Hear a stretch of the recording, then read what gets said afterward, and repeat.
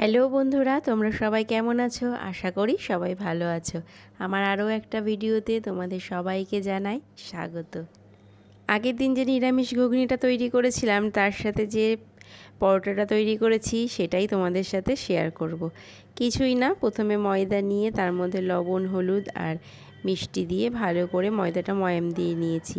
তারপরে অল্প অল্প করে জল দিয়ে এটাকে সুন্দর করে একটা মেখে মণ্ড তৈরি করে নিয়েছি। সেই মণ্ডটাকে আধ ঘন্টা মতন রেস্ট করে রেখেছি। তারপরে সেখান থেকে যে কটা পরোটার প্রয়োজন সে কটা লেচি কেটে নিয়েছি।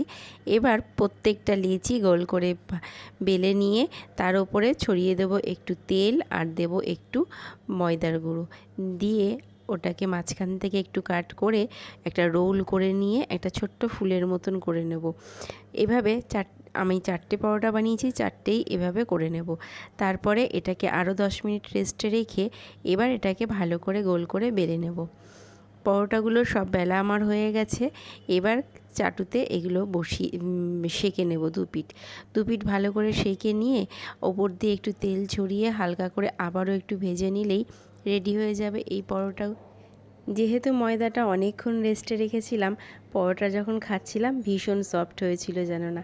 আমরা তো বেশ খেয়েছি। তোমাদের দেখতে কেমন লাগলো সেটা কিন্তু অবশ্যই লাইক কমেন্টের মাধ্যমে জানিও।